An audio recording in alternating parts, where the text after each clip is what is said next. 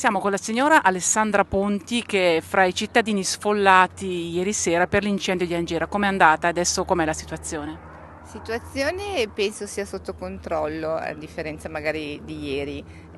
Siamo tutti col morale a terra perché non doveva succedere e niente, possiamo ringraziare sicuramente chi sta lavorando perché sta lavorando e sono ancora qua dietro di noi perché è un continuo avanti e indietro perché si continua a, a muovere comunque il fuoco, adesso non so bene come dirlo e insomma siamo felici che almeno la chiesa è rimasta perché come dicevo alla signora San Quirico è uno stato d'animo per noi e quindi Siete molto legati a questa chiesa che frequentate spesso nelle passeggiate, nei momenti sì, di chi più tempo chi libero. meno, chi magari una volta all'anno, chi ci va per ritrovare magari il murale, cioè si va spesso e volentieri per vari motivi e San Quirico nel cuore.